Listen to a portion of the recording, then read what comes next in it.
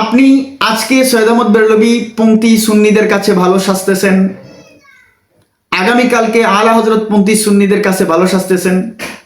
আসলে আপনি কোন দিকে আছেন? আসসালামু আলাইকুম রহমতুল্লাহ। সম্মানিত ইমানদার মুসলমান ভাই বোনেরা, আমরা ইদানিং সময় দেখছি আমাদের মুফতি আলাউদ্দিন জিহাদি সাহেব, তিনি এক সময় ছিলেন আটরশি দরবার শরীফে, ওখান থেকে আসলেন, এসে মাঠ ময়দানে দিনের দায়ী হিসেবে কাজ করতেছেন। আলহামদুলিল্লাহ ভালো।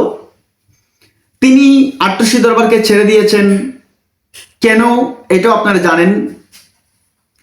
আবার আটরশি দরবার শরীফের যে আকিদা হযরত আমির মুআবিয়া রাদিয়াল্লাহু তাআলা সম্পর্কে, এই আকিদাটা মুর্শিদপুর দরবার শরীফের বর্তমান যিনি পীর সাহেব আছেন উনারও একই আকিদা। তিনি হযরত আমির মুআবিয়া রাদিয়াল্লাহু তাআলা সম্পর্কে কঠোর মন্তব্য করেন, কিন্তু আলাউদ্দিন জিহাদি সাহেব তিনি বলেছেন মুর্শিদপুর দরবার শরীফের পীর সাহেব নাকি একজন জিন্দা ওলি। এই ধরনের বক্তব্য, এবং উনি নেককার মানুষ, এই ধরনের বক্তব্য ওনার আছে। বাংলাদেশ শান্তিপ্রিয় মানুষগুলা, সুন্নি মনা মানুষগুলা ভালো আলেম চায়, যাদের কাছ থেকে কোরআন সুন্নাহর ইলম বের হবে, দুনিয়ার শান্তি আখিরাতের মুক্তি মানুষ লাভ করতে চায়, তাদের বক্তব্য শুনে এর উপর আমল করে। তো আলাউদ্দিন জিহাদি সাহেব ভাইজান, আমি শ্রদ্ধার সাথে বলছি, বাংলাদেশের সুন্নিয়তটা দুই ভাগে বিভক্ত।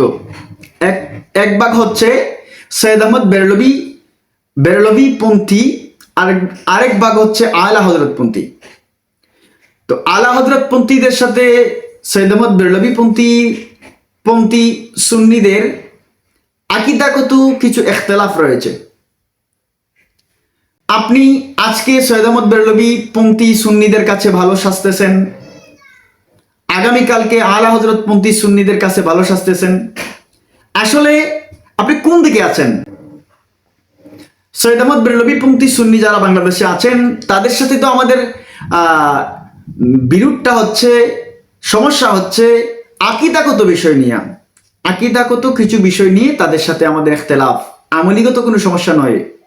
তো আপনি এখন সৈয়দ আহমদ বেরলভী পংক্তি সুন্নিদের সাথে, একটু পরে আলা হযরত পংক্তি সুন্নিদের সাথে আপনি ইদানিং যায় বায়াত হয়েছেন আওলাদ রসুল আবেদ শাহ মাদানী রাদিয়াল্লাহু তাআলা শাহজাদা, আওলাদ রসুল সৈয়দ বাহাদুর শাহ মুজাদ্দিদ আল মাদানীর হাতে হাত রেখে বায়াত রসুল গ্রহণ করেছেন।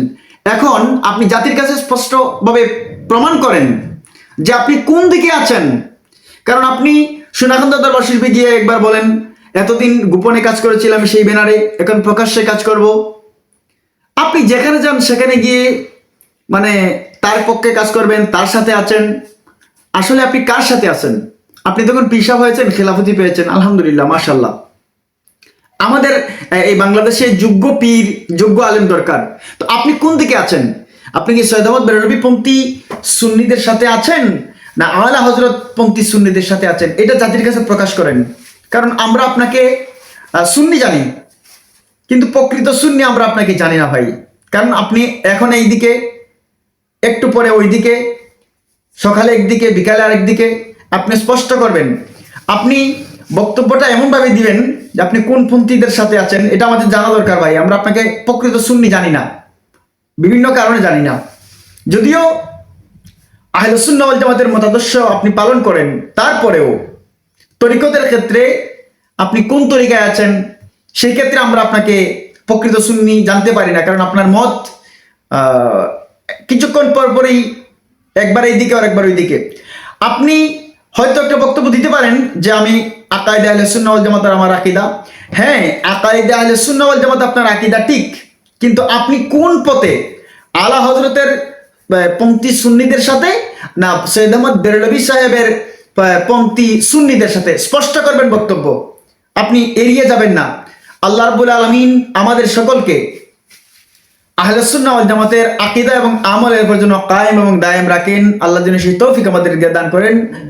এই বলেই আমার কথা এখানে শেষ করছি। আসসালামু আলাইকুম ওয়া রাহমাতুল্লাহ।